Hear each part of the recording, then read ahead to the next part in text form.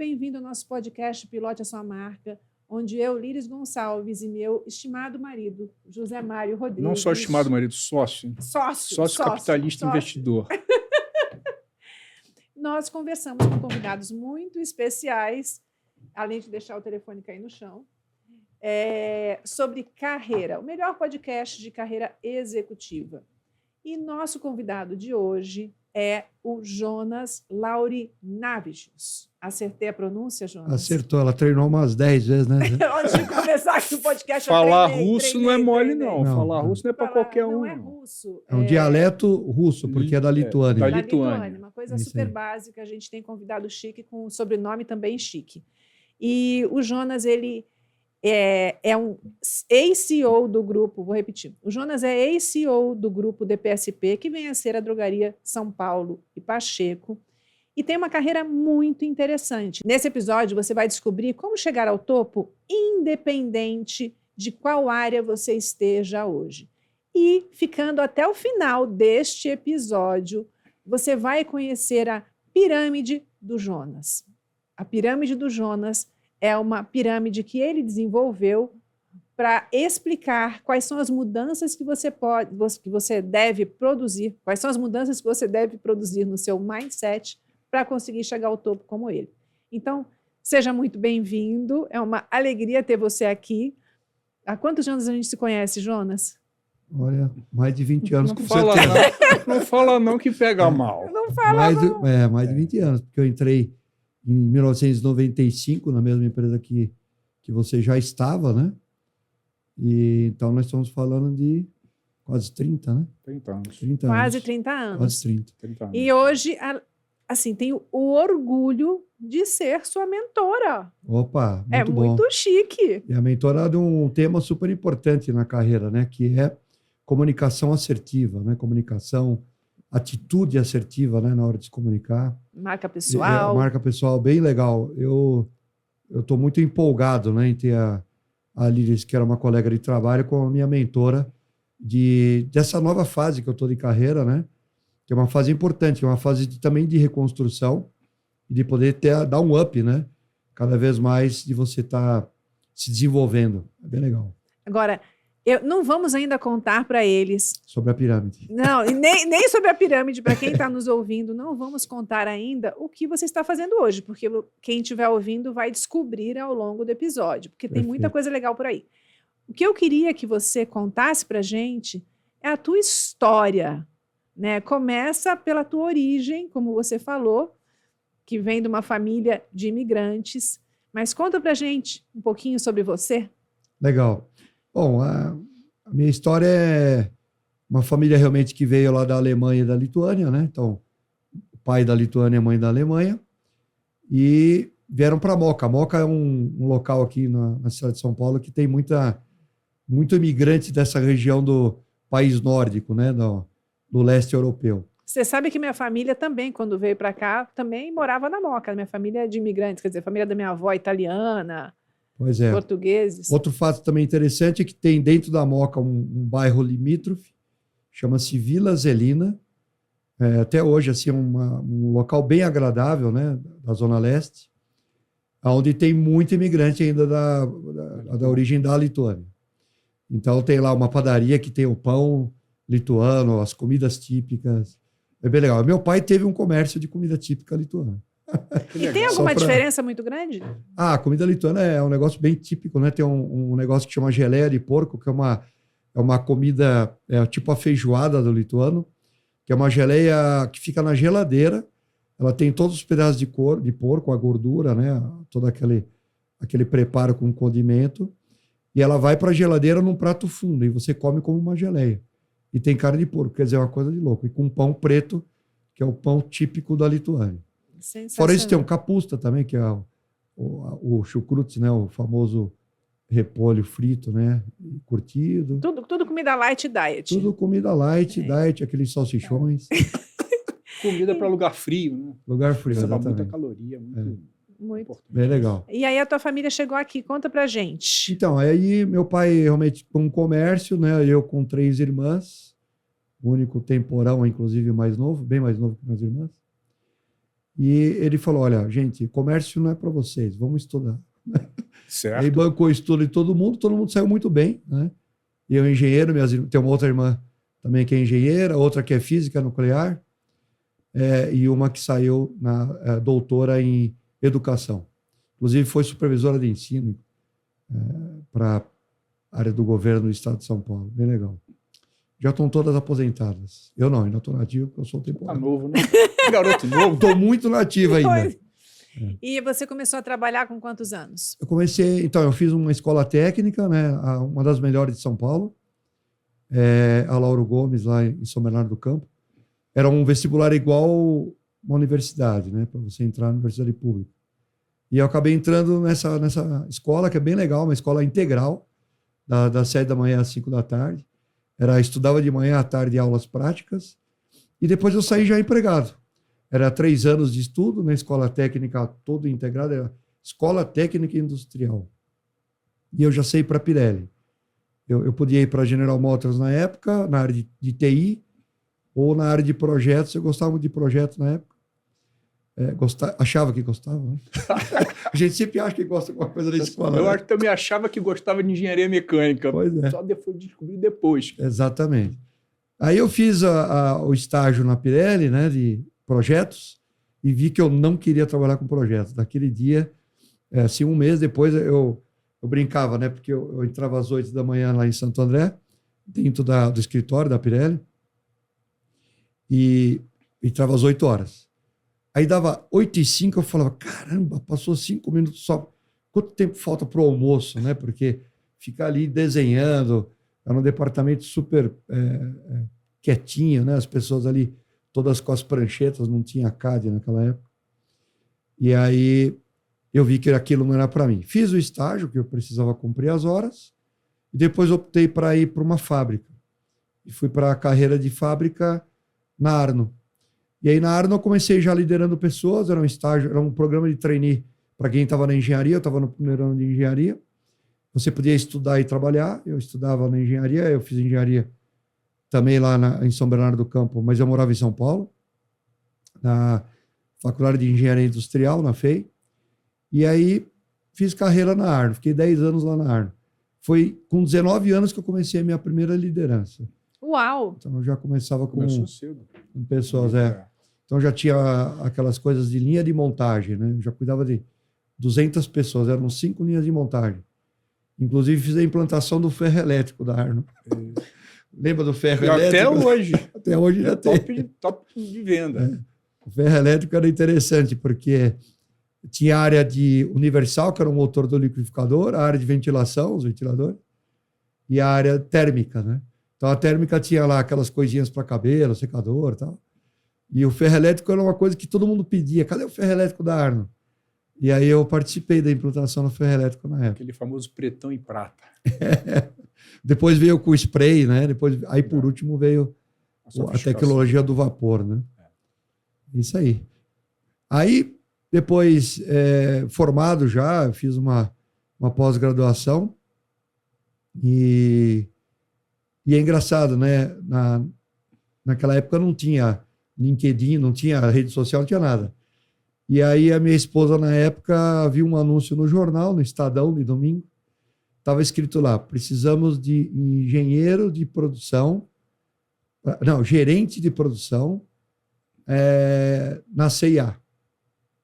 Aí minha esposa mostrou assim, ela tinha estudado na GV, e ela falou, olha, a CIA é uma belíssima empresa. Quantos anos você tinha na época? Eu tinha 29. Falei, mas Maricima, eu vou ser gerente de produção, vou cuidar de costureira. Não tem como costura de costureira. Eu não sei nada sobre costura. Né? Mas você sabe que mulher tem feeling bom, né? Tem feeling bom, escutem exatamente. suas mulheres. E ela na GV teve a apresentação do programa de trainees da CIA. A CIA fazia, na época, muita apresentação de programa de trainee. Era um modelo no Brasil de varejo, né? A CIA. E aí eu peguei, mandei meu currículo numa carta, olha, precisa ter a sorte de chegar, a sorte de abrir o currículo, né? Imagina quantas milhares de cartas foram para a CA, uma empresa holandesa, né, no Brasil. E acabei entrando na CA como gerente de logística, não era de produção. Na verdade, eles queriam realmente um gerente de produção, né, que era o meu cargo, que entendesse de produção, porque nem se falava a palavra logística na época, não existia. E aí era para entender o fluxo e organizar o fluxo, a cadeia produtiva dentro da C&A.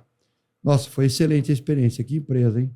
É uma empresa que eu tenho um coração nela até hoje, sabe? Uma coisa maravilhosa, a empresa, valores, né? Quer dizer, eu tinha um matching total com aquela empresa. Os eventos, né? Aliás, tive o prazer de conhecer o Zé e a Liris na C&A, né? Pessoas realmente... a turma de executivos da C&A não tem para ninguém, né? Que realmente, na época... Diferenciados, pessoas muito competentes e muito hábeis, né? Em tomada de decisão, porque a C&A tinha uma característica de autonomia muito grande, né? Os profissionais realmente eram autônomos, donos do negócio, né? Isso era bem legal. Então, a gente aprendeu a ser dono do negócio na C&A. Porque verdade, mentalidade de dono, né? Mentalidade de dono. Também, mentalidade de dono na austeridade, né? Em economia. Tudo. Em princípios, em valores. Né? Olha, o dono não pode se envolver com nenhuma... né? Nada que não seja dentro do código de conduta. Muito legal a empresa. Que não era permitido relacionamento extraconjugal, tinha uma série de normas que eram muito fortes na época, né? E que todo mundo tinha que seguir. Exatamente. Esse era o mais difícil dentro da empresa. De seguir, né? Dentro da empresa, eu né? rompi esse... Não, mas você não foi extraconjugal, pera. Vou explicar, peraí, calma. Não era permitido, nosso... Foi dentro da liberalidade da transparência. Exatamente, da transparência, que não podiam duas coisas. Você não podia ter relacionamento, assim, os executivos se relacionarem lá dentro, mesmo sendo solteiros, e também não era bem visto que você tivesse qualquer relacionamento extraconjugal também, né? Ali dentro, obviamente. Se nem com as pessoas não comprometidas era bem visto. E no nosso caso, foi uma exceção, mas foi totalmente autorizado. Quando a gente começou a namorar, como eu era uma boa moça, com 1 mês de namoro, eu fui procurar meu diretor, que era o Rubens Spinelli, para dizer que eu estava saindo com o Zé Mário. Na época, isso foi em setembro. Foi em setembro, a gente começou a namorar em agosto, em setembro eu comuniquei. E ele falou, olha, em novembro vai ter uma reunião do conselho e a gente vai decidir qual dos dois fica, porque um dos dois tem que sair. E ele, inclusive, me aconselhou, falou, sai você, que você está no começo da carreira, você é trainee, o Zé Mário já é gerente sênior, e ele tem família, que ele já tinha 3 filhos do primeiro casamento. E no final das contas, em novembro foi feita a reunião e nós dois fomos autorizados a ficar e se rompeu o código de conduta, né? Quer dizer, a gente flexibilizou, abriu a porta, né? Abriu a porta. Muitos casos de namoro debaixo do tapete. É. Aí, quando autorizaram o nosso, não sei se você sabe todos esses detalhes, quando autorizaram o nosso relacionamento, mudaram o código de conduta por nossa causa, e aí um monte de gente passou o boi, passou a boiada. Legal. Aí, 6 meses depois, a C&A fechou de novo. É impossível, eles faziam um filtro ótimo de pessoas maravilhosas, idôneas e sim, super, né, competentes, bacanas. Era quase impossível você não encontrar alguém muito legal lá. Mas aí depois eles fecharam de novo a regra e muitos anos depois, no ano passado, eu almocei com o Rubens Spinelli e eu fiquei sabendo de uma coisa que eu não sabia. Ele falou assim, olha, Liris, porque o Rubens teve uma conversa comigo e ele falou, o Zé Mário veio falar comigo, né, que ele queria abrir mão do cargo por você. Ó que lindo, ó que coisa maravilhosa. Ele falou assim, coisa de louco. E ele pegou e falou assim, olha, outra empresa você arranja, né, você consegue emprego, agora outra pessoa que nem o Zé Mário, não. Ele falou, se algum tiver que sair, mais fácil sair você, né, porque você é mais nova, você está como trainee, está no início de carreira, você pode recomeçar em outro lugar. Mas o que ele me contou é que na reunião ele brigou pelos dois. Quer dizer, ele brigou por mim, que eu era trainee, e lembra do seu Beihauer? Sim. Brigou pelo Zé Mário. Aí ficou a briga entre ele e o Beihauer. Eu não cedo, você não cede. Os dois, cada um defendendo um de nós, e na época o seu Vanderzee falou, ficam os dois. Empresa muito boa, né? Tem esse tipo de consenso realmente que eu sempre falava mais alto o bom senso, o consenso, né? E você passou por um momento de evolução muito grande lá. Né? Sim. Na parte, inclusive, de CD, de logística, de implementação de processos, de Conta pra gente. Conta também os perrengues. Perrengue é bom, né? Porque a gente é bom. Sempre tem a coisa... Mas a C&A, eu vou falar para você uma coisa. A C&A é uma engrenagem, na época, que ela era uma engrenagem, vamos dizer assim, suíça, que a gente chama de relógio perfeito, né? Os pilares muito bem definidos, né? O pilar comercial, o planejamento, a área de vendas, a área de marketing, né? A área de marketing foi fantástico, né? Foi muito. A evolução da empresa. O perrengue que eu passei realmente foi quando a empresa dobrou de patamar, né? Antes do Sebastião e pós-Sebastião. Quer dizer, a gente viu que a logística não dava conta e tivemos que se virar nos 30, né? Mas o que a gente fez? Aprendeu de que precisa ter o plano A, B e C, né? O aprendizado realmente vem de você aumentar a capacidade, mesmo que você não precise. Então, como é que você sempre está desenhando algo para suportar o que ainda não tem, ainda nem a previsão? Isso é importante de aprendizado lá. Mas, no geral, uma engrenagem que funcionou muito bem na C&A. Mas eu vou falar do perrengue, foi quando eu saí da C&A. Esse foi o perrengue bem grande, né? Não vou falar da Você saiu com quantos anos? Eu saí com 40, eu fiquei 14, 42. E você saiu com qual cargo já? Eu saí, eu já era o gerente de logística responsável sênior, né? E fui para diretoria da Telhanorte na Saint-Gobain. E aí, eu dava aula na FAAP na época. Dava aula com um colegão meu que tinha dado aula para mim no MBA. Eu já tinha feito MBA na época na USP. E ele era um professor que dava MBA na USP. E aí ele me chamou para dar aula lá na FAAP. Nós dávamos aula na FIAP e na FAAP. E aí, era o Jorge Chiesa, cara, amigão meu até hoje. Ele continua dando aula na USP agora. Em engenharia na FEI. Eu saí da C&A, Líris Zé Mário. Eu entrei em colapso nervoso quando eu saí da C&A. Imagino. Porque, cara, eu saí de uma empresa... Relógio suíço. Que eu sentava na área comercial, a gente discutia já o SNOP, o planejamento já estava pronto. A gente já sabia o que fazer, já estava discutido. Já tinha ferramenta para discutir tudo. E quando saía algo do fora, a gente sentava para organizar. A gente pensava em ESG, quando ninguém falava disso. A gente pensava em diversidade, quando ninguém falava disso. A gente pensava em novos formatos de loja, quando ninguém pensava nisso. Novos negócios, né? Branding. Quer dizer, tudo isso a gente criava no mercado e todo mundo olhava. O que a C&A está fazendo? Vamos atrás. Na logística, a mesma coisa. Na supply chain.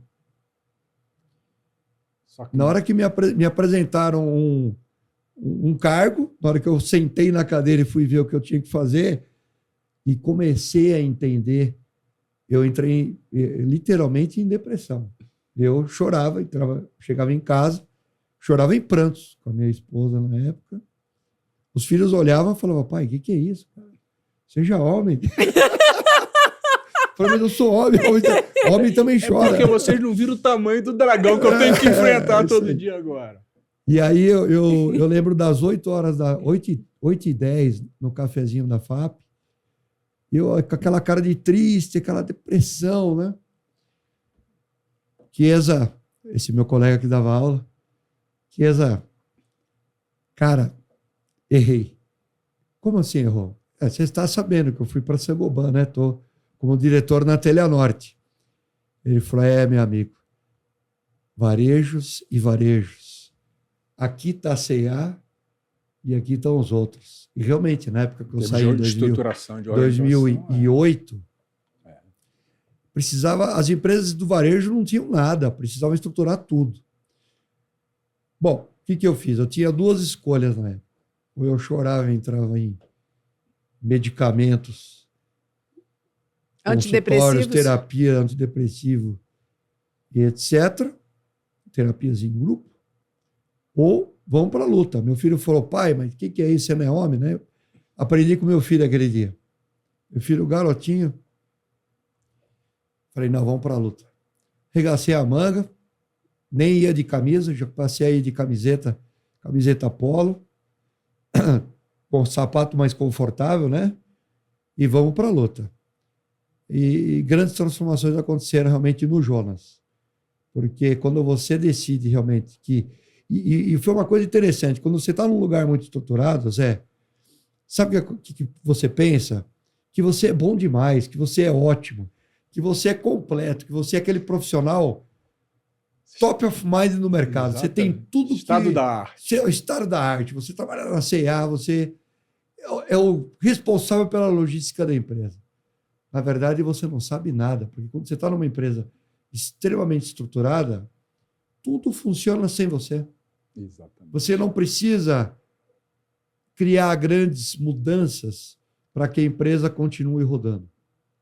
E quando você está num lugar que ainda está mais embrionário, em fase de transformação, você precisa realmente desenhar e fazer. E aí é que vai separar os homens dos meninos. Exatamente. E eu estava me sentindo um menino realmente sem condição nenhuma de tocar aquele departamento como diretor. Eu falei, nossa, e tudo que eu aprendi? Então eu fui para um negócio na carreira, Alice, que chama Vale do Desespero.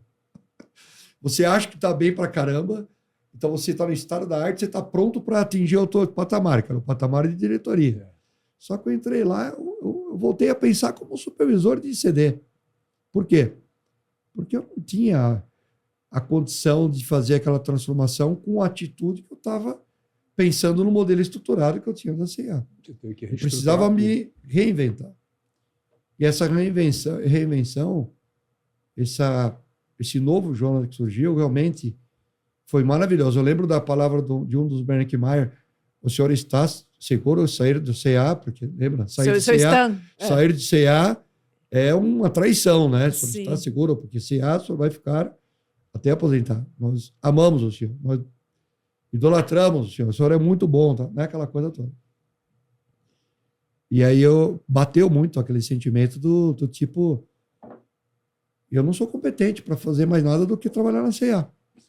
E aí eu vi que eu precisava de muito ajuste. Você precisou de uma ajuda muito importante, a do teu filho pequeno. Falou, pai... 6 anos de idade. Você não é homem, pô. Vai lá e enfrenta. Ele tinha 6 anos na época, Júlio. Pai, o que é isso, cara? Levanta a cabeça. Vai à luta. É isso aí. E foi. Bati cabeça pra caramba, mas consegui. Implantamos um CD novo, fechamos um CD que era super improdutivo, implantamos uma nova cadeia produtiva dentro da empresa, lidava lá todo dia com os franceses, né? Realmente me cobrando, e virou um case, né? O negócio está lá do lado do concorrente, nós reduzimos despesa logística, melhoramos a cadeia de suprimentos, tudo. Mas eu diria para você que os primeiros 90 dias, os primeiros 60 dias, eu praticamente fiquei eu comigo mesmo sem fazer nada, porque eu não conseguia sequer me mover, né? Eu travei, de verdade. E aí, o que acontece com isso? Na prática, tem 2 grandes aprendizados que eu vejo. Primeiro, que você pode ser até o melhor profissional, o mais competente, o mais capacitado. Se o teu emocional não estiver bem, não adianta nada, você não avança. Então, o primeiro problema que você teve foi uma questão emocional. Foi o choque de realidade. De você, inclusive, achar que você era, né, maravilhoso e falar, eu sou uma farsa, a famosa síndrome do impostor. Como é que eu vou fazer? Então, a primeira coisa é controlar a tua emoção. Eu não vou dizer nem que é controlar, porque controlar não adianta que descontrola de novo. É mudar realmente a tua percepção, e aí vem o segundo aprendizado que eu acredito muito, de que existem coisas ruins.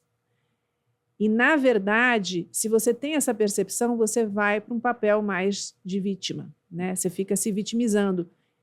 Por que eu mudei de carreira? Por que eu saí da C&A? Eu acho que eu não devia ter vindo para cá, entrei numa roubada. Enquanto você fica se lamentando, você está se colocando no papel de vítima. E o papel de vítima, eu sempre falo, por definição, a vítima é impotente. Ela precisa de um herói que venha salvá-la e tem algum culpado que te coloca ali. Então, você fica refém. E toda a minha mentoria é sobre não se tornar refém. No momento em que você conseguiu sair desse teu lugar de refém, e quem te deu esse presta atenção foi seu filho, aí você foi à luta. E vem o segundo aprendizado, que não existem problemas, existem, na verdade, desafios que te fazem desenvolver aquilo que você precisa desenvolver naquele momento da tua carreira. Sinceramente falando, Jonas, hoje você seria quem você é se você não tivesse passado por esse vale do desespero e se você não tivesse tido que, do zero, pegar uma logística que não existia, que era ilógica, uma logística ilógica, e transformar num case de mercado, você chegaria onde você chegou como CEO, quer dizer, o quanto você teve que aprender ali que te serviu, não só para aquele cargo, mas para o resto da vida. No momento em que você saiu da posição de vítima e olhou para o problema como uma grande oportunidade de desenvolvimento pessoal. Você seria quem você é hoje? Você teria trilhado essa carreira até CEO, de uma área técnica até CEO? Com certeza não. Inclusive conheço colegas, né, que ficaram na empresa, né, ficam na empresa, empresas bem estruturadas, e você conversa com a pessoa, faz um jantar, faz um encontro, e você vê a diferença. Porque os mundos são muito diferentes. Um está numa cidade, outro já está no planeta. Então, essa é a grande diferença, né? Que você aprende com esses desafios, né? E com esse tipo que eu estou aprendendo na sua mentoria também, né? O tipo de como você encara, né? Daqui para frente, né? Aquela coisa que a gente estava falando aqui nos bastidores, né? Antes da gente começar aqui. Você vai para o velório ou você vai para um nascimento, né? É o velório do que não deu certo ou o nascimento do que pode mudar? Exatamente isso. Então é bem legal. A mudança de... A Liris tem esse mindset que vai fazendo a gente mudar todo dia, né? Com certeza, meu amigo. A vida é assim, né? A vida é assim. Só quando você está num momento de desafio gigantesco é que você desperta potencial e conhecimento que você tem dentro já. Está amalgamado em você. Quando vem o desafio, meu irmão, você pega a espada e sai para frente. Inclusive, a parte de liderança aparece de uma forma violenta. Exatamente. E a Liris falou uma coisa legal, Zé, que realmente a gente aprende. A primeira pessoa que você tem que liderar é você. Com certeza. Quando você aprende a liderar você mesmo, você está apto a liderar outras pessoas. Quando você fica inseguro com você, essa insegurança vai para o teu trabalho. Ninguém que segue e as pessoas vão olhar para você e falar, peraí, ele está ainda entendendo com ele mesmo, né? Como é que eu vou obedecer a orientação dele se ele não sabe o que ele está falando?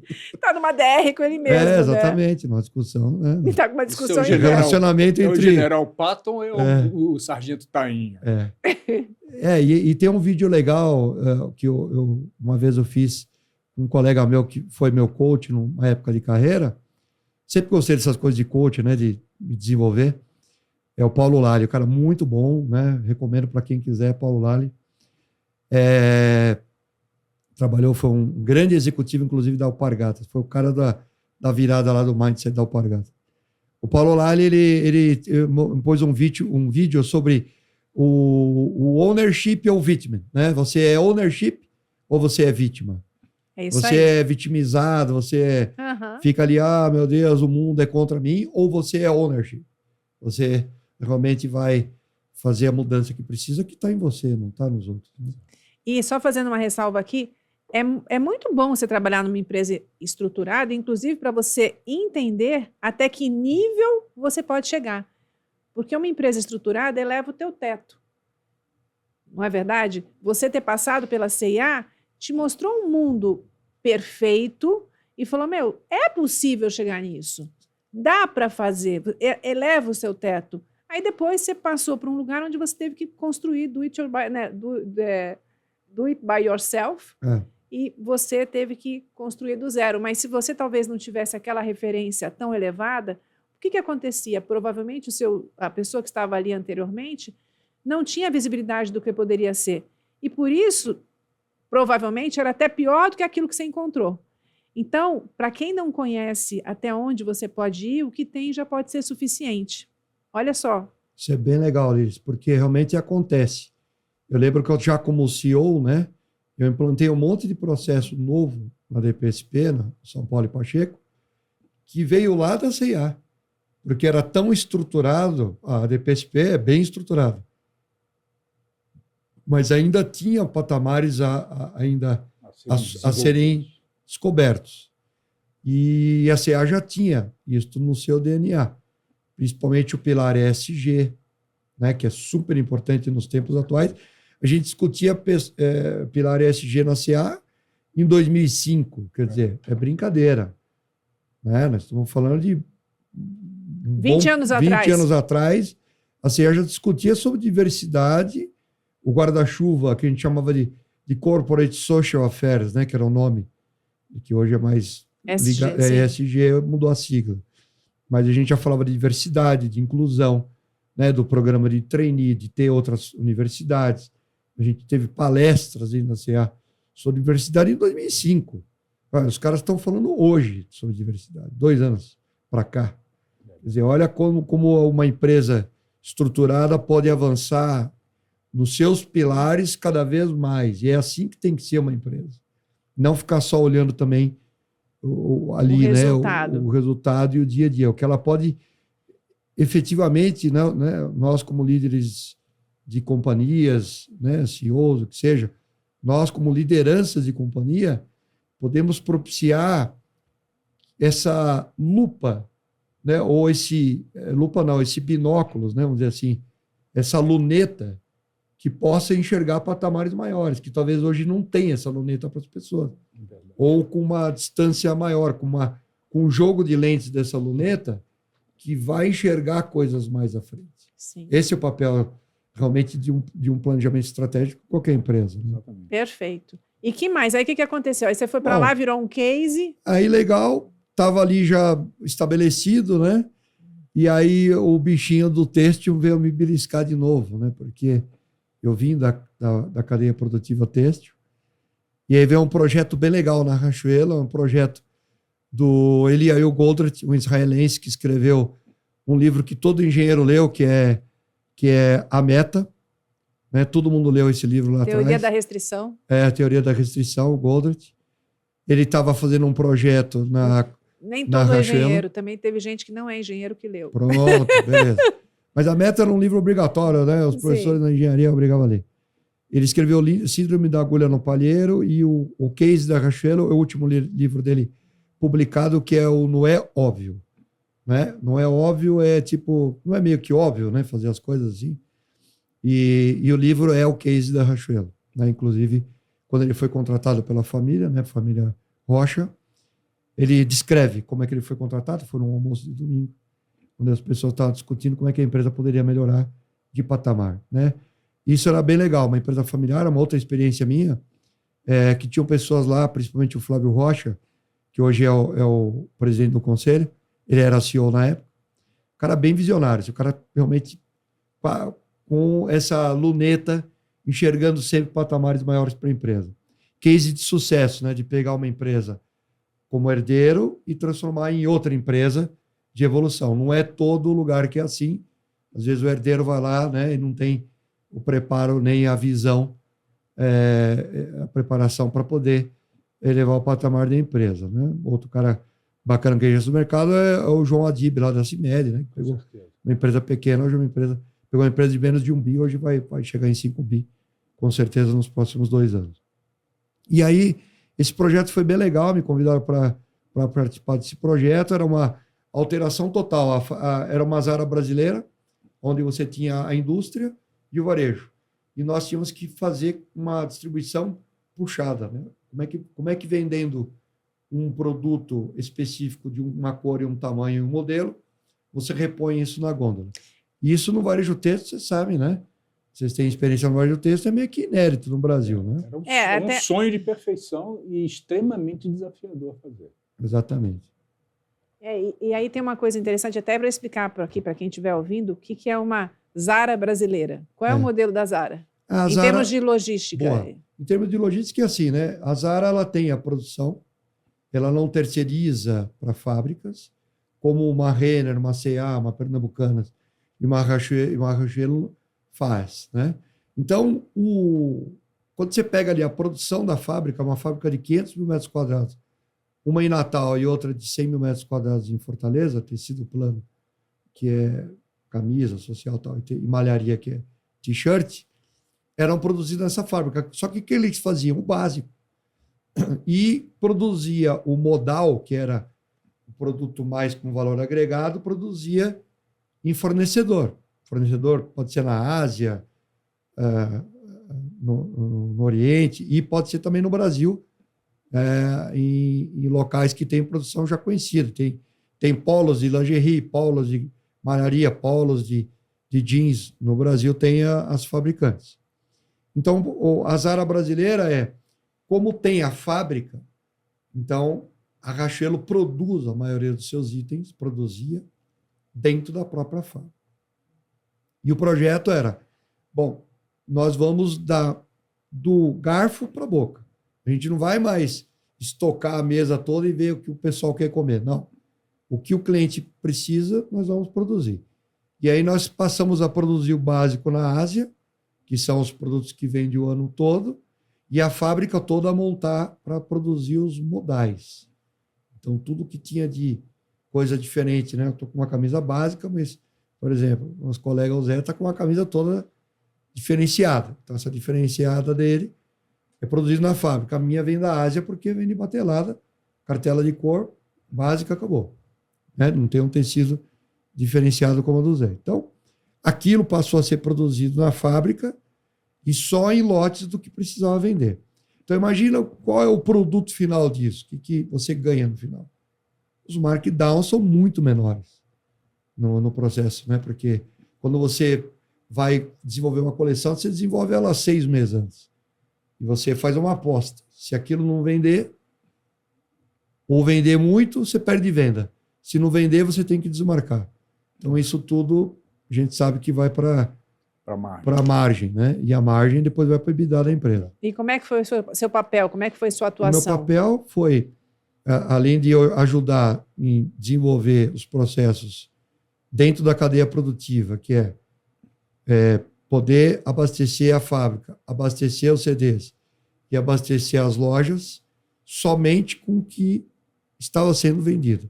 Então, eu enviava só uma pequena parcela da cor e tamanho daquele modelo, e à medida que ia vendendo com 300 lojas, 250 lojas na época, 150 lojas na época, você ia abastecendo a cor, tamanho e em volume. E aí, push and pull, a ordem do produto saía para a fábrica produzia, o CD rapidamente repunha para a loja. Outra característica importante é que no final da coleção não precisava fazer markdown, você podia recolher e os CDs tinham estoque para armazenar. Isso é um sonho de consumo de qualquer área comercial de têxtil. Poder armazenar o produto no CD, que não é tão modal, e você pode desovar quando esfriou de novo ou esquentou de novo, né? O CD poder fazer isso. E foi um sonho. Só para vocês terem uma ideia, nós tivemos que remodelar todos os CDs da empresa, inaugurar CDs novos, né? Com semi-automações, processos de reposição automática. Foi assim, um investimento enorme da empresa e permitiu a Riachuelo sair de um local inexpressivo realmente no mercado, e hoje ela disputa lá, né? Junto com a Renner, ela está em segundo lugar ali disputando, já acima da Zara no Brasil. Quer dizer, a Riachuelo deu um salto. A gente olhava com o binóculo para baixo a Riachuelo quando a gente estava na C&A. E ela passou a C&A, deixou longe e para você deixou ver poeira. Como também a parte logística importa, assim, é decisiva no crescimento das empresas. Acho que é por isso que a gente estava conversando aqui um pouco antes de começar também o podcast. Como esse profissional hoje é super valorizado. E na época que a gente fala assim, o tema do nosso podcast é como sair de uma área técnica para chegar a CEO. Por enquanto você ainda estava na área técnica. Você ainda já estava como diretor de logística, mas ainda estava, né, como diretor da logística e não dentro da parte comercial, enfim. Qual foi o teu próximo passo quando você saiu dali? Então, aí eu tive uma oportunidade para ir para um negócio bem diferente. Aí sim, eu acho que eu dei a guinada, né, de sair de uma área técnica e começar a discutir um pouco mais de negócio.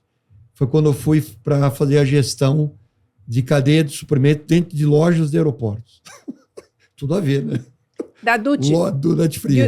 Você foi o Duty Free, eu não sabia disso. Duty Free, Eles foram meus Zona clientes. alfandegada. Então, imagina, eu não conhecia nada disso. E aí eu tive uma oportunidade de uma empresa multinacional. Eu não tive. A CE era uma empresa que nós chamamos internacional, né? Porque ela não era exatamente uma multinacional. E eu nunca tinha trabalhado numa multinacional. Me chamou a atenção ir para uma multinacional. Falei, deixa eu ver como é que funciona. E aí veio o perrengue. Né? Imagina. Você fala, nossa, uma multinacional agora é chique. Agora é tudo de bom. Agora vou ser o diretor da multinacional. Aquele complexo do brasileiro, né, do colonialista. Agora vai ser abrir meu leque se a CA já era maravilhosa, exatamente. Imagina uma multinacional. Agora eu vou discutir negócio, multinacional, outros países. Mas você foi como diretor de logística, não? Como diretor de logística. Tá. E aí, só que já era estatutário. Então já foi um patamar para discutir com o conselho. Aí que eu comecei a virar mesa para ir para negócios, né? Porque a gente discutia negócios mesmo, se vai comprar ou não, que aeroporto vai entrar com a loja, né? Os aeroportos são os metros quadrados mais caros do planeta, né? Para aluguel. Por isso que uma água que custa, sei lá, R$5, como é que é? Lá Custa 17. 30, né? De 5 para 17. 17 eu acho que está mais que isso, se bobear, viu? Não, realmente, o metro quadrado do aeroporto é muito caro. Mas, e que perrengue que eu passei na multinacional? Por um lado, eu ganhei em negócios.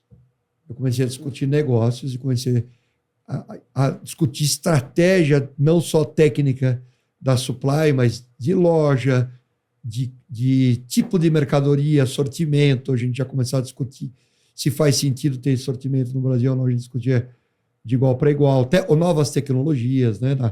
Na área de atendimento ao cliente, cartão de crédito, fidelização, que era o Red, né? Eu lembro do cartão Red. Tem até hoje lá o Red, que a gente... PNL por completo e não ficar só na área de supply. E eu dei uma evolução muito grande porque realmente eu era um diretor estatutário. Mas qual o perrengue que eu não posso deixar de contar aqui? Sempre tem, né? Aprendizado. A multinacional, você tem 5 chefes no mínimo. E estrutura matricial, né? Exatamente. E eu estava acostumado, né? A ter um chefe, no máximo o chefe do meu chefe numa discussão. Ali era o meu chefe brasileiro e o chefe do meu chefe no Brasil. Era o VP e o CEO. Depois tinha o responsável Latam. Depois tinha o responsável das Américas e o global. Então, para aprovar uma expansão dentro de uma área, passava por discussão com toda essa turma. E em diferentes idiomas. Alguns falavam inglês, outros espanhol, outros português. E você tinha que preparar a apresentação, e aí já tinha a dica, né? Porque esse aqui gosta mais da entonação, do detalhe. Esse não vai no detalhe que o cara vai gongar o teu projeto. E é aquela morosidade, porque a multinacional, você tem uma autonomia baixíssima e com um processo muito moroso de tomada de decisões.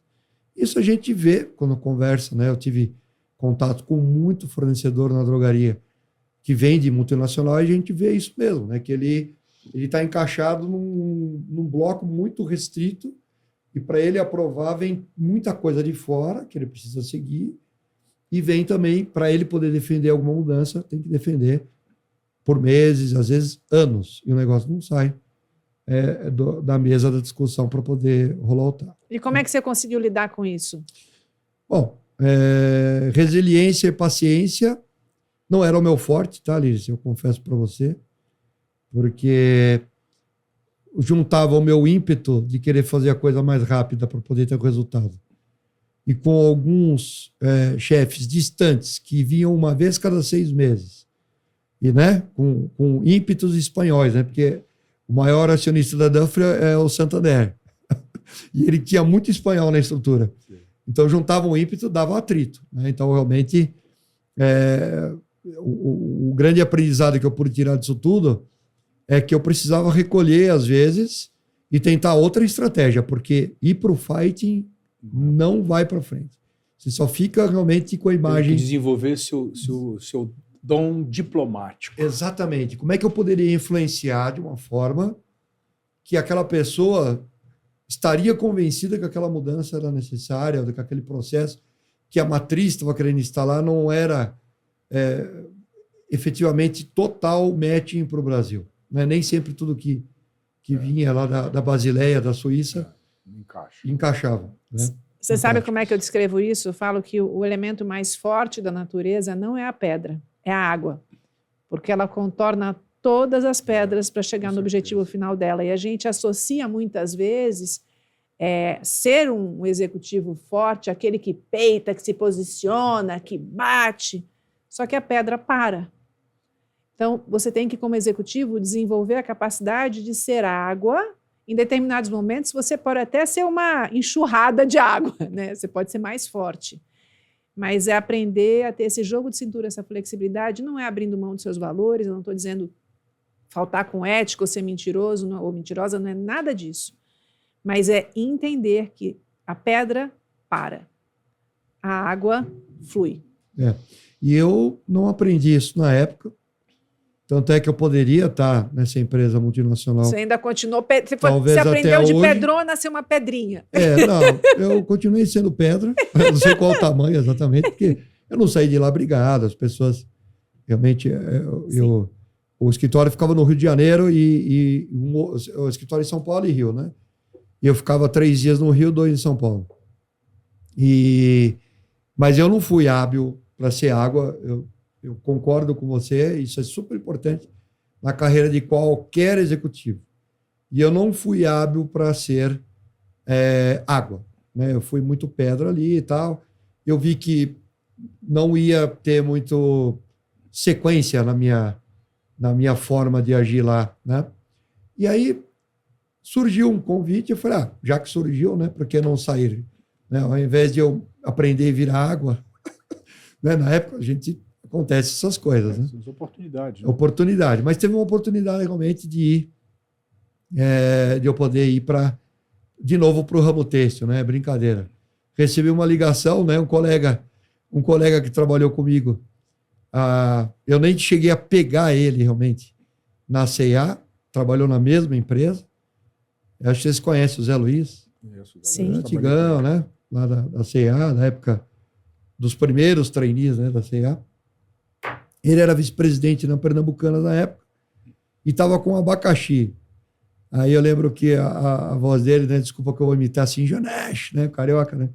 Jonas, me recomendaram muito bem você aqui para resolver um problema de logística. Eu falei, que tipo de problema? Problema de que nós tivemos um incêndio. Eu falei, cara, aquele incêndio há 2 anos atrás, 3 anos atrás. Nós tivemos um incêndio até agora, a empresa não aprumou. Não aprumou o incêndio, né? O negócio ainda não apagou. Ainda tem uma fumaça saindo lá do CD. Falei, Jesus Cristo, mas cara, faz 3 anos. O negócio dele está bem caótico, né? Não, tá mesmo, tal. Precisamos de você aqui. Aí eu fiz umas conversas lá e peguei o desafio. Era bem legal também o desafio, né? E eu lembro que eu acho que assim, o fato de eu ter saído lá da Dufferin, né, de aprendizado, né? Eu mesmo, eu peguei e falei assim, Líris, eu falei, para mim, né? É uma jornada conosco sempre, né? A nossa jornada profissional é com nós mesmo. Eu falei comigo mesmo, falei, bom, deixa eu tentar ser mais maleável possível nessa empresa que eu estou indo. Deixa eu ser o cara mais, vamos dizer assim, solícito e ouvidos que eu puder ser. E realmente eu fui. Olha que experiência que eu tive nessa empresa, maravilhosa. As pessoas me receberam com abraços e beijos. As pessoas me elogiavam no corredor sem eu saber. E vinham, olha, o cara te elogiou e te fez, tá? Quer dizer, parecia que eu estava lá me elegendo a um cargo político na empresa. Fora isso, muito trabalho, porque, de novo, aprendi lá, né? Tudo é um aprendizado. Aprendi lá na Saint-Gobain, que precisava arregaçar a manga. Era um varejo que precisava de ajuda. E olha, o feitio, né? Nós fechamos 3 CDs, abrimos um. Olha só. Peguei a logística custando mais de 5%, caiu para 3%. Quer dizer, quase 100% de redução da despesa. 5% da receita para 3%. E com um pós-venda horrível. Um negócio assim terrível. A imagem da empresa que entregava a linha branca e era entrega de eletrodoméstico, geladeira, fogão, né? Imagina o pós-venda disso, né? Riscadinho e tal. E eu peguei o call center para mim. Eu assumi um monte de coisa lá na empresa, logística reversa, call center, negociação com o fornecedor.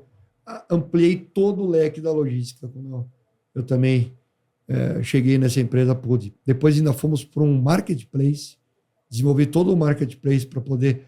Porque aí tive um estudo lá e nós passamos a ter somente o ramo mole, que era o têxtil, e ficamos só com o eletroportátil, não mais a linha branca. E ainda fizemos um marketplace para desovar os estoques em parceria com a Cenova, que era do Ponto Frio na época, junto com a Casas Bahia, né, quando eles tinham feito a fusão. Então eu aprendi muita coisa lá, mas uma coisa de aprendizado foi, cara, como construir um ambiente propício para que as pessoas realmente lembrem de você de uma forma significativa nas relações empresariais. Né? Fui muito bem nisso e sempre tem um perrengue, né? Sempre vai ter o perrengue, né? Não tem jeito. Né? Nessa empresa, o que acontece? Ali, você não falou o nome da empresa? Pernambucanas. Pernambucana. E a Pernambucana também a gente olhava, lembra, Zé, como é que a gente olhava para ela lá na CEA? Com aquela arrogância toda? Exatamente. Pois é. A gente estava muito na frente. E hoje ela está ali de igual para igual, brigando, passou muita gente no mercado, inaugurou muita loja e está bem, com certeza. E o perrengue lá que a gente sempre passa, não tem jeito, né? Era na área, quando a gente vai falar, quando eu falei, vou fechar 3 CDs e vou abrir um só, o plano tinha sido feito antes da decisão de retirar a linha branca. Então, nós ficamos com um CD... Gigante. Era um CD... Era um elefante desnecessário. Para guardar um brinco, né? Imagina tentar colocar um brinco no elefante. O CD ali de Araçaribama é gigantesco, 100 mil metros quadrados. Exatamente, 100 mil metros quadrados. Você sabe até a metragem, porque você trabalhou lá também. E aí eu fiquei com aquele elefante e aí começou a cabeça de negócios, né? O que a gente vai fazer com isso daqui, né? E aí a gente começou vamos terceirizar isso aqui. Vamos terceirizar a área dentro da própria empresa? Vamos. Qual o problema? A gente pode fazer uma divisão e vamos terceirizar. E fizemos todo um estudo para terceirizar. Fizemos um e-commerce, né? Um e-commerce terceirizado. E fizemos um contrato para que a área fosse utilizada por um e-commerce, por um operador logístico. Então, não é que nós terceirizamos a logística, nós terceirizamos a área. O lugar, o espaço. E aí acabou fluindo, né? De uma certa forma, a despesa que estava lá inerente a um prédio, um galpão enorme, que acabou virando também um casezinho interno, né? Porque ninguém nunca fez isso também, né? De fazer esse... De novo, né? Como é que você pega um problema... E transforma numa oportunidade. Ou você chora e fala, e agora o que eu faço? Como é que a gente pode desenhar e fazer algo diferente? Exatamente. E isso vai te dando uma visão multifacetada de tudo que você pode fazer quando você tem um problema. Tá? Uma outra coisa também de aprendizado que eu tive, foi aprendizado para com os colegas, né? E aprendizado na carreira. O que acontece? Quando a gente olha o desenho do CD que ele foi feito justamente para um sortimento de produtos. Tá lá. Só que o negócio demorou 2 anos para implementar. É muito tempo para um negócio, 2 anos para implementar. A gente precisa tomar muito cuidado quando tomar uma decisão na mesa de longo prazo. Hoje em dia, as empresas, o planejamento a gente fazia realmente lembra do 5-year plan? Aí mudou para 3-year plan. Hoje é year plan. Desculpa, 3-year plan é uma visão. É uma visão. O 3-year plan tem que ter, que é a visão. Não. Então, mas é uma visão. A cada 6 meses, esse 3-year plan deveria ser revisitado. Porque, olha, nos tempos atuais, com a tecnologia inerente sendo, né, as famosas IAs, né, entrando aí com ferramentas realmente. Hoje uma apresentação, né, que eu vou dar uma palestra sábado. Aliás, vai ser aqui em Alphaville. Vai ser aqui uma palestra para estratégia empresarial. Estratégia empresarial, a logística como estratégia empresarial. E aí, eu não vou ficar abrindo uma apresentação. Você vai lá, você tem aplicativos inteligentes que você coloca os temas que você quer tratar e ele monta a apresentação para você. Ele monta a apresentação para você. Você não precisa investir tempo na apresentação. E depois você dá aquela última alinhada na apresentação. A inteligência faz para você. Você não precisa nem ter mais o assistente lá que vai fazer o slide. E ele deveria utilizar essa ferramenta para poder apresentar a melhor solução. Mesma coisa um texto. Né? Você deveria utilizar o chat, um dos deles mais famosos, o chat GPT, para poder ajudar você, pelo menos, revisar aquele texto ou compactar de uma forma que caiba. Né? E tem imagens já criadas artificialmente, né, por inteligências, que você fale, crie uma imagem de uma pessoa numa sala de reunião concentrada em resolver um problema. Eu quero essa pessoa da estatura tal, com cabelo tal, com traços X, Y, Z, e ele cria essa imagem. Concordo com o gênero e número grau. A única coisa que eu acredito é na importância de você saber guiar a inteligência, que foi o que eu falei, que é porque assim, prompts, né? A gente tem, você saber o que você quer e como é que você quer conduzir, que é a história que a gente estava falando antes do podcast, né, ser gravado aqui oficialmente, qual é o mindset. O mais importante é você ter todo o conhecimento para ensinar a máquina. Para orientar o que você quer. Porque você quer dela. Senão você não entende o que ela está executando. Sim. Entendeu? O storytelling, por exemplo, a gente trabalha com IA, mas a gente revisa. Claro. Para dar o toque. E as perguntas para o IA, né?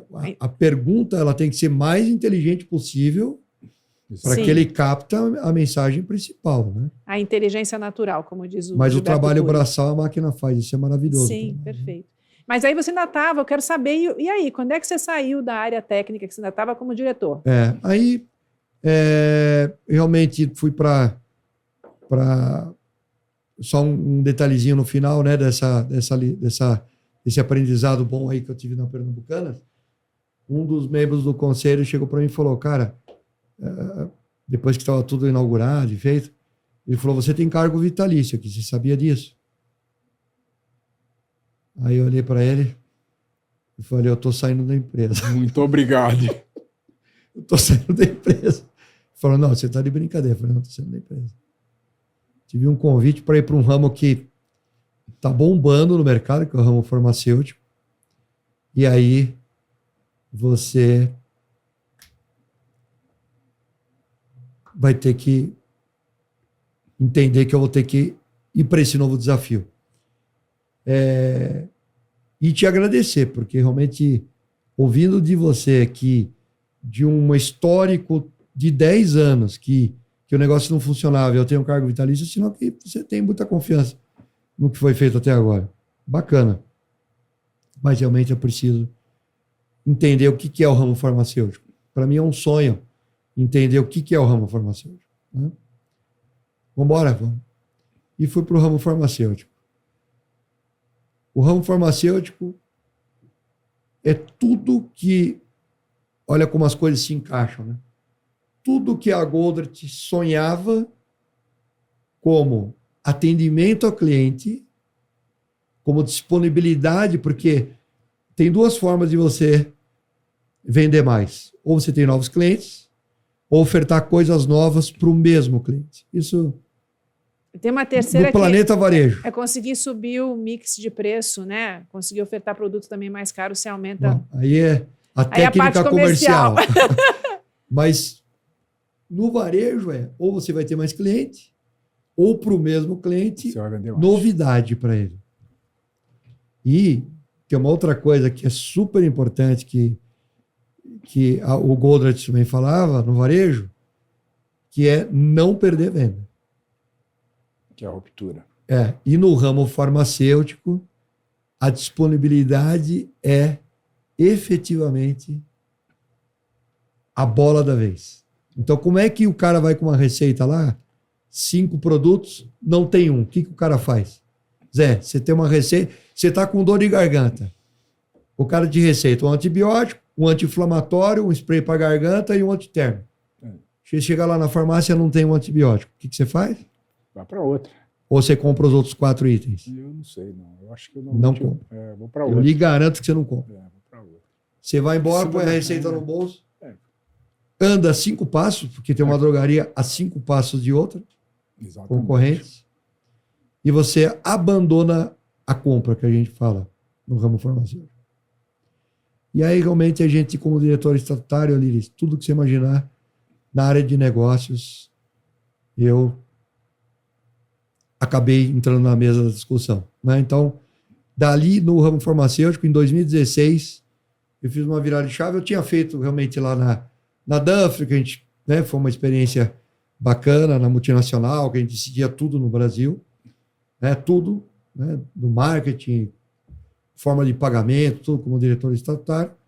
E quando eu entrei na drogaria, então foram, vamos dizer aí, por volta de 10 anos de experiência em negócio mesmo, negócio do varejo, negócio de PNL completo, decisões make or buy, expansão, tudo que você imaginar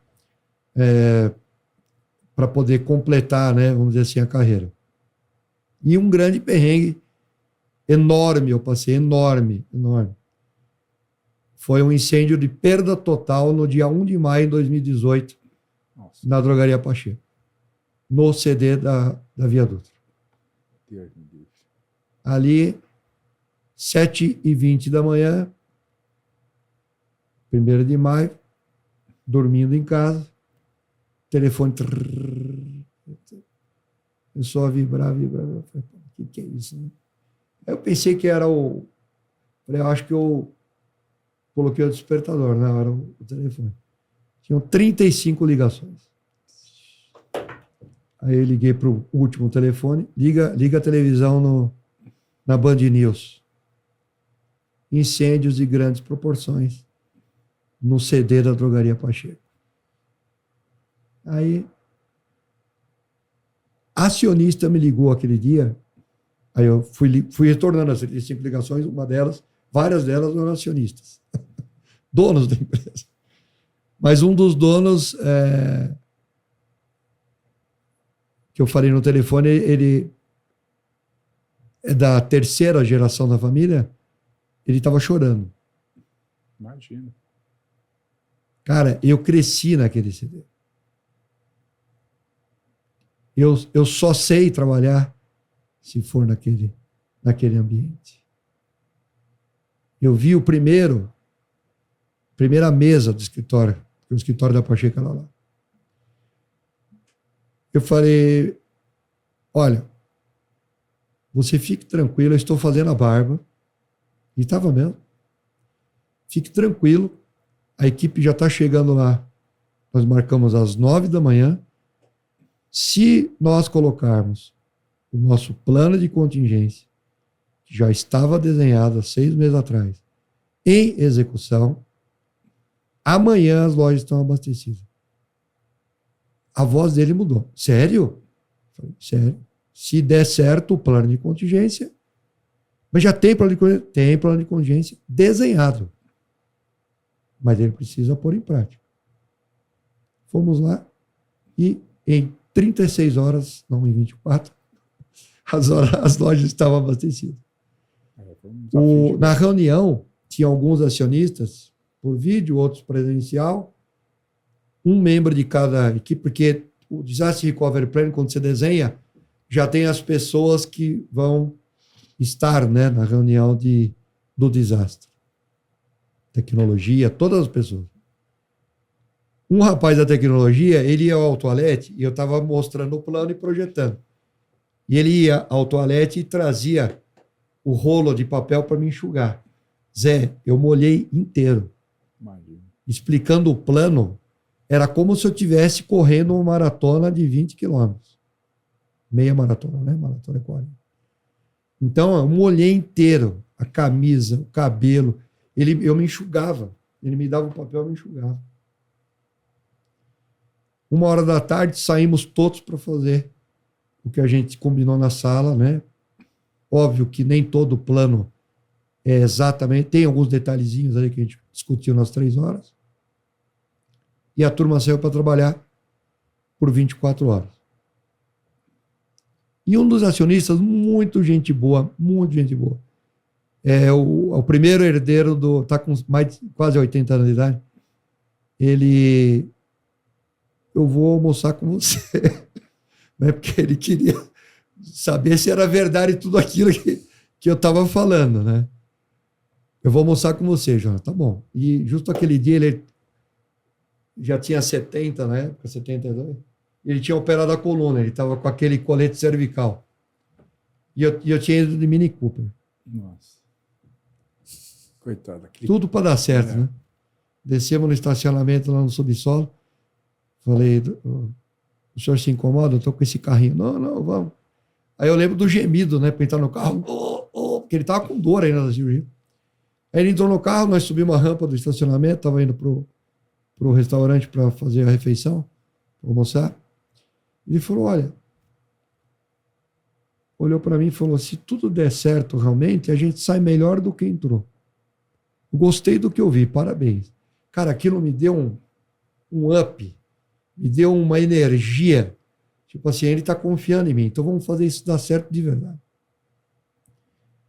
Tudo deu certo. O pessoal da empresa me ajudou demais. Assim, todos contribuíram, mão na massa, área comercial, todo mundo veio em prol de me ajudar mesmo. Né? Eu tinha uma carisma muito grande com as pessoas. Os pares eu me dei muito bem na carreira, no geral. Uhum. E a turma me ajudou. Né? A turma vinha, não esquenta a cabeça, vai dar certo, tal. Todo mundo motivado a dar, e realmente deu certo. A gente, depois de 60 dias, estava já num CD provisório, e esse CD provisório virou definitivo, porque ele era um provisório já pensado nos próximos anos, e a gente montou depois o CD em 6 meses. Eu fui apresentar, inclusive, num encontro de estratégia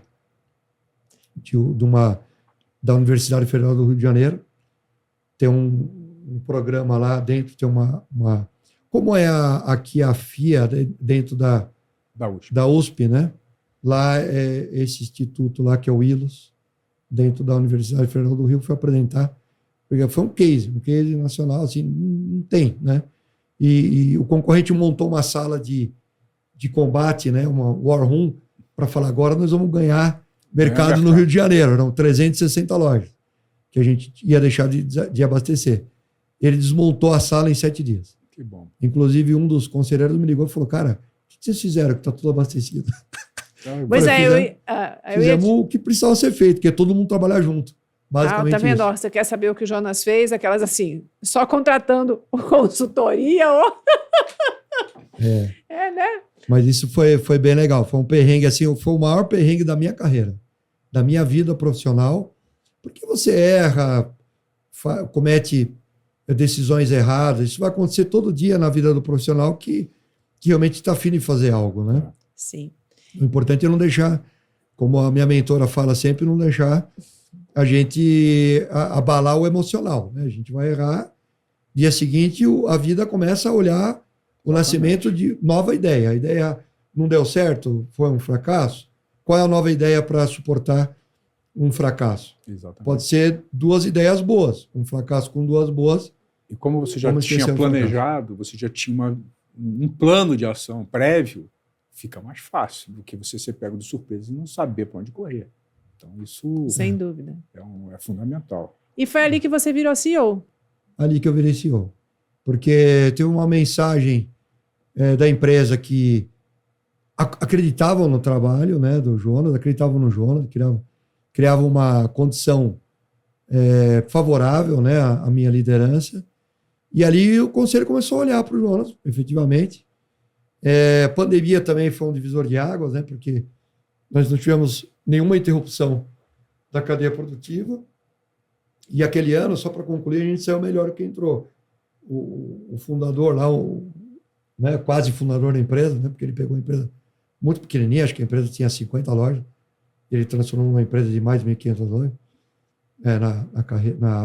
na gestão dele. Mas a gente saiu melhor, porque aí com o retorno do dinheiro do seguro e um CD mais novo, né, toda a condição, a gente conseguiu sair melhor. Então, foi melhor para a empresa, um grande aprendizado e todos nós desenhamos, aí nós fomos à evolução, né? Nós desenhamos um plano acima daquele plano de contingência com ações efetivas em lojas e CDs e escritório, efetivas de prevenção a desastres. Efetivas. Então, ali na DPSP funciona bug do milênio, se tiver, funciona tudo o que você imaginar. Inclusive, nós tivemos uma interrupção lá por questões de mainframe, ali de problema lá na época com o fornecedor. Não foi um desastre de grandes proporções, mas foi a ponto de você ter que fazer um desastre recovery também. E a gente fez a contingência na empresa ser vamos dizer assim, um dos mandamentos da empresa é o plano de contingência. Então, é o risk management, né, que nós chamamos, né, na estratégia aí mais atual, mais moderna, é o gerenciamento de risco. E você ficou 2 anos como CEO lá? 3 anos. 3 anos como CEO lá. Aí, durante a pandemia, eu assumi como CEO, foi em 2021, e fiquei até meados desse ano. E aí eu me despedi da empresa para novos horizontes. Que a gente vai ter que fazer um outro podcast daqui a pouco para saber dos seus... Tem tantos horizontes novos, mas a gente vai fazer outro...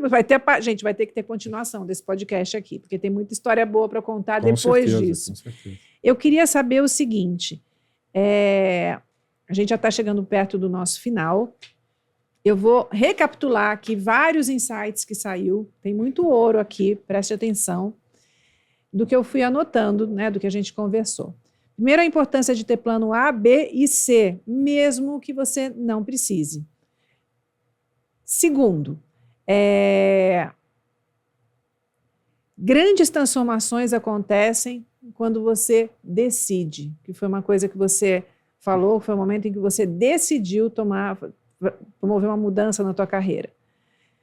Terceiro, quando a estrutura está perfeita, você se acha o bom, mas na prática você vai conseguir descobrir quão bom você é quando você enfrentar os perrengues, nos desafios que você, né, se constrói. Eu lembro tem uma frase, né, que um bom marujo se forma numa tempestade, e não quando o barco está parado ali no cais.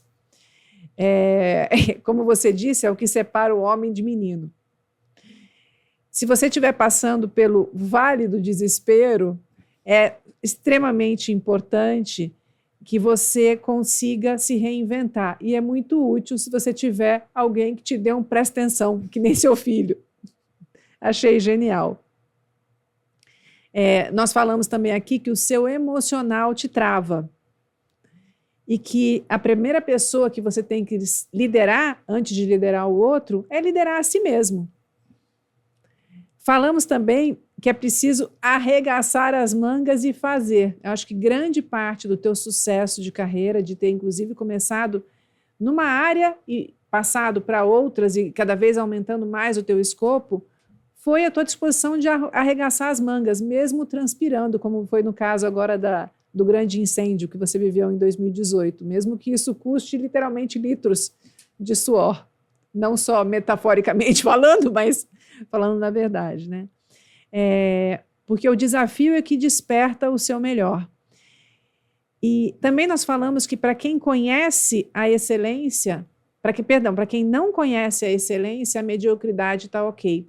Então, a importância de você subir realmente o seu standard, porque senão você se acomoda numa coisa que não é o seu melhor. Quando você se desafia, quando você frequenta ambientes melhores, quando você conhece empresas mais avançadas, é que você eleva o seu teto e descobre o quanto você pode ainda crescer e se desenvolver. Outra coisa que eu anotei aqui, que o papel de uma empresa vai muito além de apenas entregar resultado. Foi o que você falou, né, da CIA. Ela pode realmente educar todas as pessoas que trabalham ali e funcionar como uma luneta. Adorei essa analogia. Enxergar mais longe, enxergar o que os outros ainda não estão vendo, até porque não tem condição de ver, né? Então, se você tem esse poder, use a teu favor. Nós falamos também sobre as estruturas matriciais de multinacionais e como é difícil você conseguir se movimentar quando você tem tantos níveis hierárquicos, mesmo quando você tem níveis altos de cargo, como diretoria ou vice-presidente, tem um monte de lideranças acima de você. Tem muita gente que acredita que quando... E eu acreditava isso, eu falei assim, nossa, no dia que eu for diretora, eu vou mandar em tudo. Não manda! E eu falo isso para meus mentorados. Não manda. Aí você chega a vice-presidente, você vai mandar em tudo. Não, manda. Aí você vira CEO, você vai mandar em tudo? Não, porque aí tem um acionista, tem um conselho, né? Então, você tem que aprender a, como eu falei aqui, a ser água, a não ser pedra. Não adianta bater de frente, só querer se impor.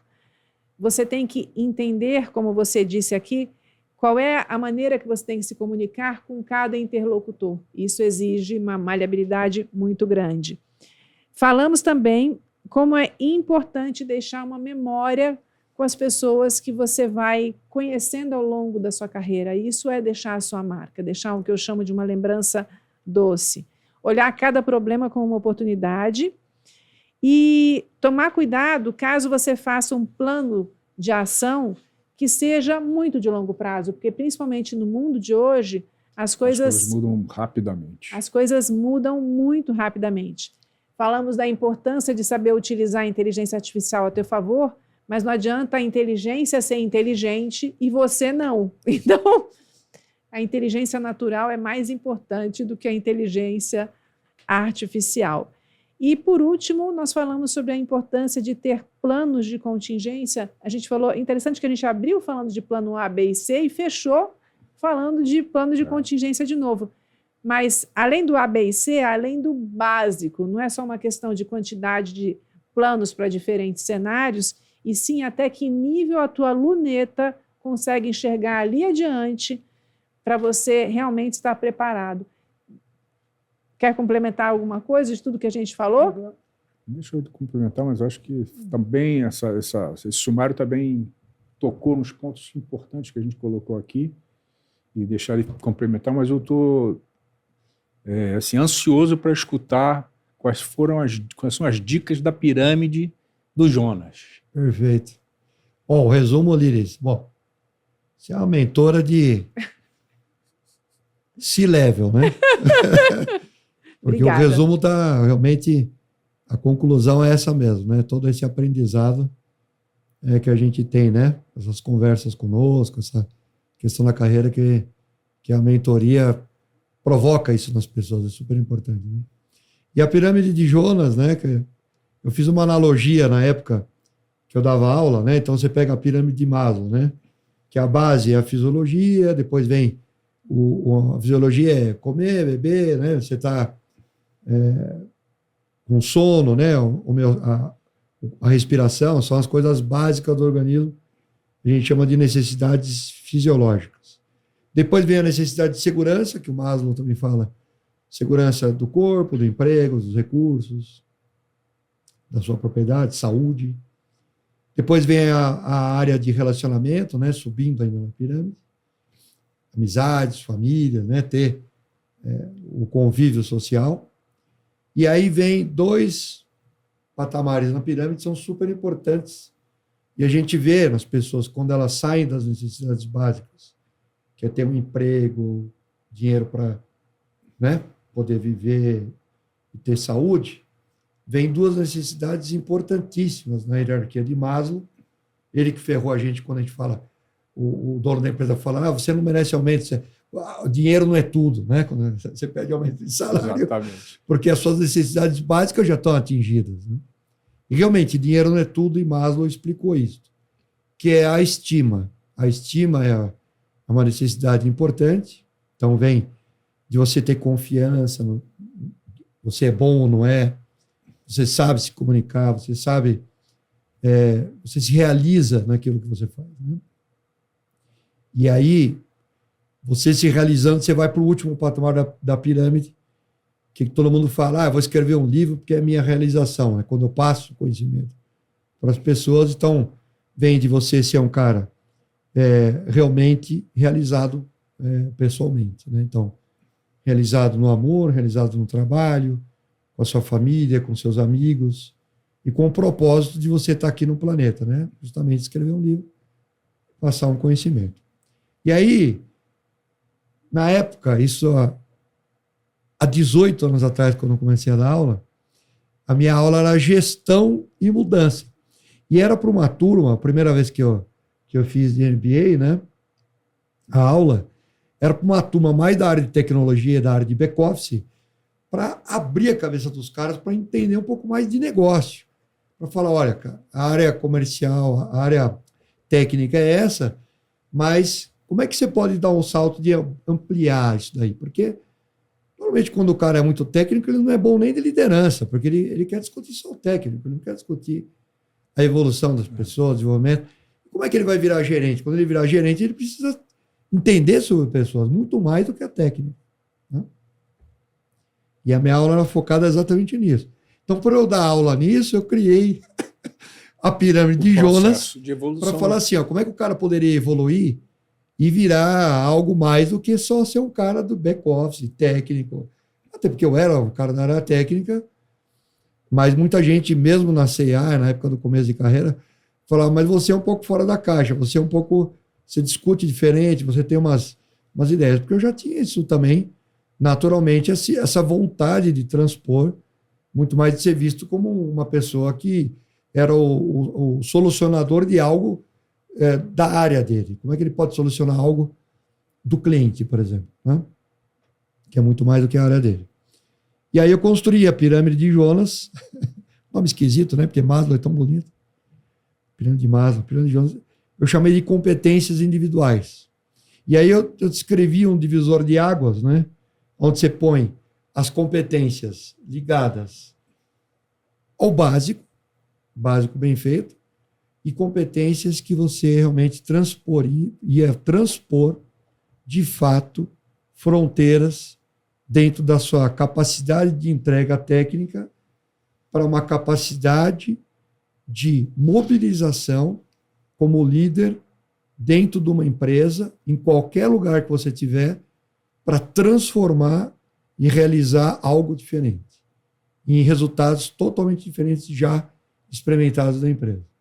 Então, as básicas: planejamento e organização, gestão de pessoas, trabalho em equipe, conhecimento do negócio, foco em resultado e administração do tempo. E as que transpõem realmente comunicação assertiva. Então, está aqui a nossa professora, doutora no tema, né? Autoconhecimento. Então, você vê que não tem nenhuma mais característica técnica, né? Então, comunicar-se, se autoconhecer, fazer a sua gestão, as suas conversas com você mesmo, e aí sim, desenvolver pensamento analítico, que eu coloquei no topo da pirâmide, que é quando você vai fazer a instrução para o IA, para ele te dar exatamente o produto que o seu pensamento analítico. Então, o pensamento analítico é uma das características mais importantes nas lideranças, que é para poder enxergar a luneta, para poder enxergar a relação de causa e efeito, para poder fazer pessoas conversarem com opiniões divergentes dentro de um mesmo tema. Então, como é que você, com análise da situação, pensamento analítico aplicado mesmo, você poder fazer isso? E o complemento é você se conhecer, se comunicar bem e tal, etc. Isso é um outro patamar na pirâmide, justamente, que você está naquele patamar de cima da pirâmide, né? E não no patamar básico, da necessidade básica. Adorei essa pirâmide, tem tudo a ver com a metodologia da mentoria. Uma coisa que eu acredito. Estou aprendendo com você. Você já sabia disso, coincidiu. Não, mas é sério. Figura. O que acontece na prática é assim: primeiro você aprende, depois você executa. Aí você masteriza a execução, você vira uma pessoa com excelência nisso. A tua virada de chave é quando você é capaz de prever os próximos passos e liderar os outros, mas com essa luneta. Então, isso vem realmente do pensamento analítico. E você só consegue fazer isso depois de você desenvolver o autoconhecimento e, obviamente, depois de você também desenvolver a sua comunicação. Porque como é que você vai passar a sua mensagem até visionária dos acontecimentos, né, da tua área de especialidade, se você não tem uma boa comunicação e não tem uma boa gestão, inclusive emocional? Foi uma alegria te ter aqui. É uma honra ser sua mentora. Não, uma delícia, uma delícia. A gente tem que se ver mais vezes, Vai ter um próximo capítulo. Por quê? Porque o Jonas está inaugurando uma nova etapa na carreira. É isso aí. E tem muitas coisas acontecendo que ele ainda não pode contar, porque tem muitas coisas sendo finalizadas e reza a lenda que não pode. Para ter sorte, a gente tem que manter algumas coisas mais com a gente, né? Então, tem alguns babies sendo gerados. É isso aí.